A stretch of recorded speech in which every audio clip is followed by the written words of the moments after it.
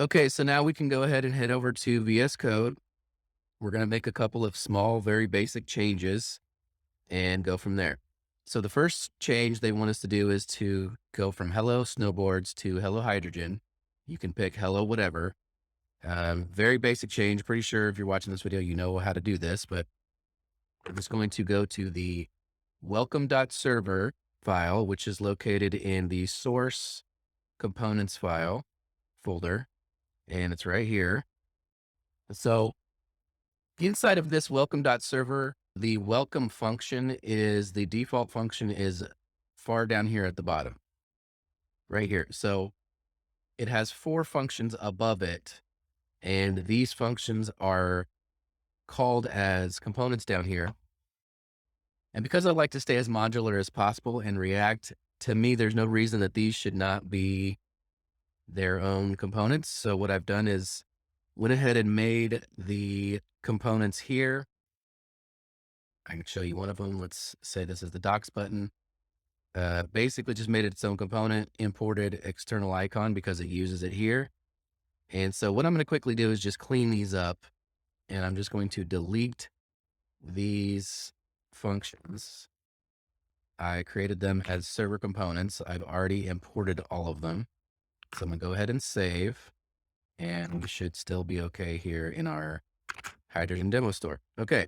So for me personally, that just cleans up the file. We now have the imports, the default function, and the return and the query. So that's all we need. Okay. So first thing, we're going to find this H1. This is the hello hydrogen, and we're going to replace this with imports. You could replace them with whatever you want. Okay. So there's our change. So come back to the second change is a Tailwind change. And basically they are wanting us to put a background behind this H1. And all I really need to do that is to add this background red 500 to the same H1. We can see it right here.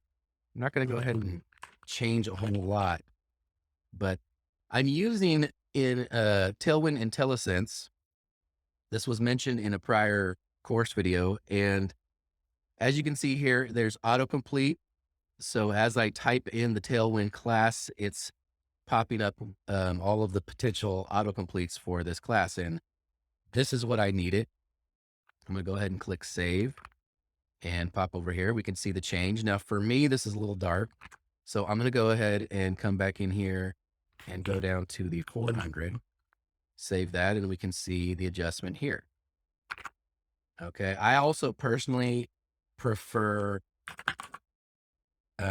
white text. So I'm going to go ahead and make that change as well. That's just me personally. With IntelliSense, the Tailwind, you also get when you hover over one of the classes, it will show you the original CSS. And that's crucial because you don't ever want to forget how to write real CSS. Tailwind is just shorthand CSS. And that's fine because when we're still writing real CSS, and as long as we know what the lines are, we're fine. So now we're going to come to the data fetching, and we're going to be doing data fetching from the server component. And so there's 2 hooks that Shopify adds to Hydrogen, which is their own custom hooks. And the first one is use shop. So this is use shop query.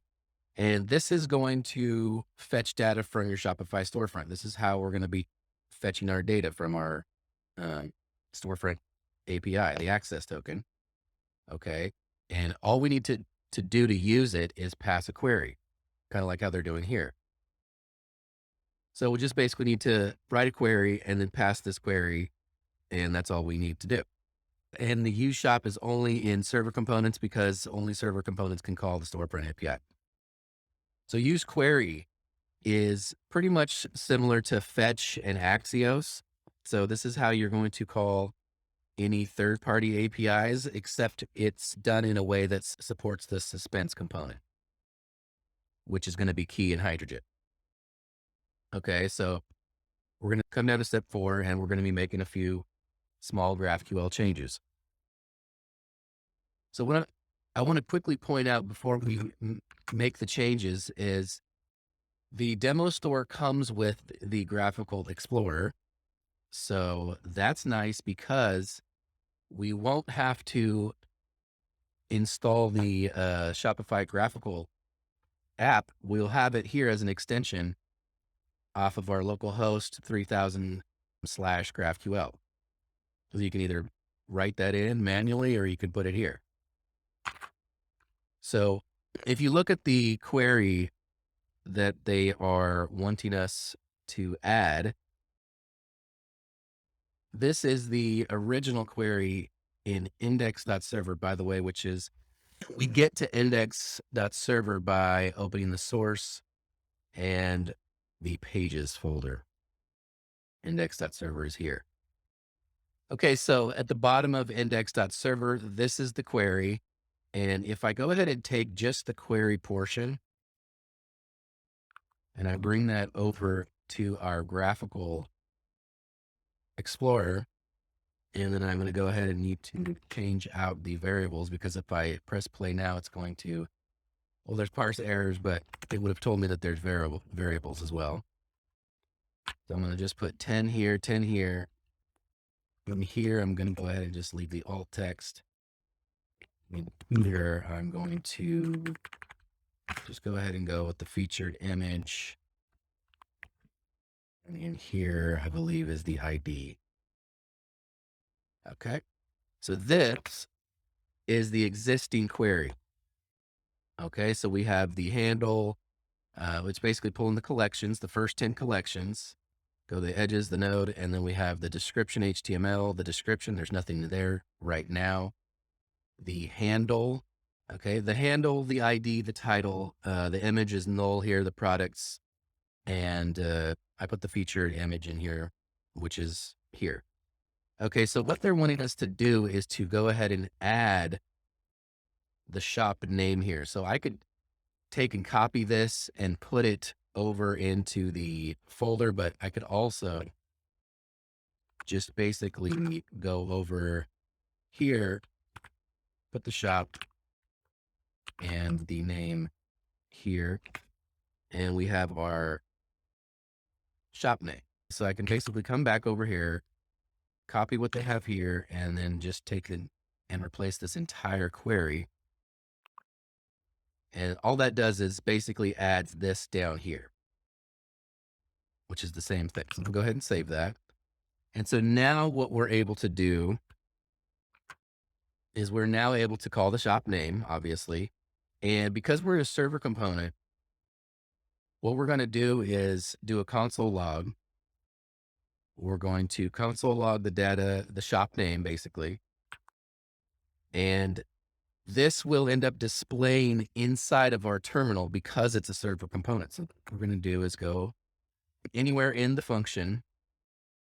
So I'm just going to put it up here. So I've got the console log data.shop.name. We'll go ahead and save that. And as we see down here,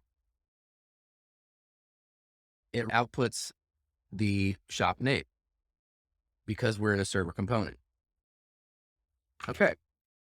So that would be it for this section. In the next section, we're going to build out a product page and edit the layout. So I will see you in the next one.